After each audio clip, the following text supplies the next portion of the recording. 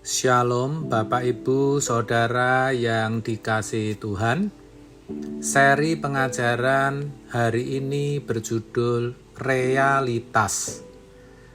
Satu hal yang sungguh ironi adalah bahwa semakin maju perkembangan teknologi, semakin banyak kemudahan, justru semakin sulit orang mempercayai Tuhan. Semakin sedikit orang mempercayai Tuhan. Mempercayai Tuhan bukan berarti mengaku dengan mulut bahwa Tuhan itu ada, tapi benar-benar mengakui keberadaannya, dan itu terperagakan dalam kehidupannya sehari-hari. Kalau hanya dengan ucapan "aku percaya Tuhan itu ada", itu gampang. Apalagi bagi orang yang hidup di negara yang berketuhanan seperti di Indonesia. Saudaraku, orang yang mempercayai Tuhan itu orang yang bertuhan. Dan orang yang bertuhan itu berbeda dengan orang beragama. Orang beragama belum tentu bertuhan. Tapi orang bertuhan pasti memiliki agama. Sebab orang yang bertuhan pasti mengalami Allah, pasti mengalami Tuhan, pasti memiliki kegentaran akan Dia, akan kemahabesarannya, akan kemahakuasaannya, pasti menghormati dan menghargai keberadaannya. Benar, saudara. Allah itu suatu realitas, sekalipun ia tidak kelihatan. Ia bisa kita temukan dan kita alami. Itulah sebabnya Rasul Paulus berkata, "Sebab kami tidak memperhatikan yang kelihatan, melainkan yang tak kelihatan. Karena yang kelihatan adalah sementara, sedangkan yang tidak kelihatan adalah kekal." 2 Korintus 4 ayat 18. Ini merupakan pengakuan Paulus akan adanya dua realitas, yaitu realitas yang kelihatan dan realitas yang tidak kelihatan. Realitas yang kelihatan adalah apa yang sedang kita alami dalam hidup ini, menyangkut segala sesuatu yang kita lihat, kita dengar, dan kita sentuh. Semua yang kita alami selama kita hidup di bumi ini, baik yang menyenangkan ataupun yang tidak. Sedangkan realitas yang tidak kelihatan itu nanti, setelah kita menutup mata dan melihat kekekalan. Saya katakan kita melihat kekekalan, sebab memang kita ini makhluk kekal.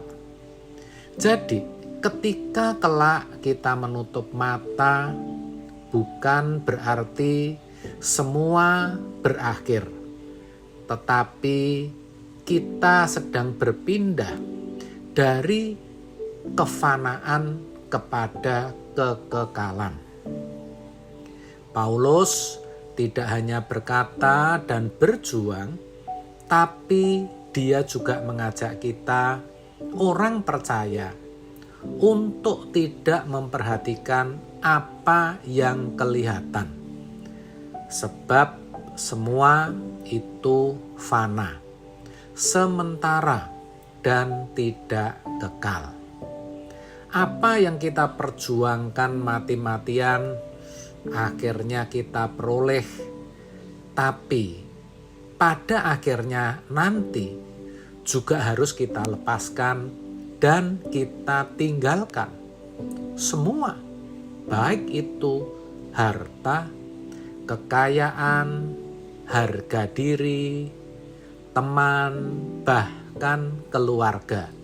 Tidak ada yang kita bawa. Ini realitas, saudara, dan ini tragis.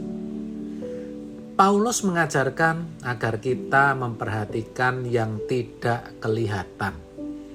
Suatu hari nanti, mau tidak mau, suka tidak suka, kita akan diperhadapkan pada tahta pengadilan Kristus. 2 Korintus 5 ayat 10. Tanpa memandang muka, Tuhan akan menghakimi kita berdasarkan perbuatan. 1 Petrus 1 ayat 17. Suatu hari nanti, yang tidak melakukan kehendak Bapa akan ditolak. Matius 7 ayat 21 sampai 23. Dan bahwa maut atau keterpisahan dari Allah untuk selama-lamanya, terbuang di api kekal neraka. Semua itu realitas. Semua itu ada. Roma 6 ayat 23. Semua itu pasti kita hadapi dan harus kita perhatikan sejak sekarang. Sejak sekarang kita harus memperhatikan kekekalan itu, saudara. Sayang sekali sebagian besar kita abai akan realitas yang satu ini dan jarang, bahkan tidak mau memperkarakannya. Kenapa? Sebab jangkauan pandangnya pendek, yaitu hanya sebatas kubur. Maka tidak heran kalau kebanyakan orang prinsipnya mumpung masih bisa. Mumpung masih bisa makan, makan sebanyak-banyaknya. Mumpung masih bisa menikmati hidup, nikmati senikmat-nikmatnya. Sebab pikirnya hidup hanya satu kali. Orang seperti ini suatu saat nanti akan terkejut ketika melihat kedahsyatan kekekalan. Bahkan pasti akan sangat menyesal telah menggunakan hidupnya untuk hal-hal yang sia-sia. Sebaliknya, kalau kita mau memperhatikan realitas kekekalan, pasti kita akan berpikir jauh. Jangkauan pandang kita pasti sampai di balik kubur, bahkan di balik langit biru. Kita pasti menjadi orang-orang yang haus untuk menemukan Tuhan. Sebab kita tahu bahwa hanya Tuhanlah yang kita butuhkan nantinya.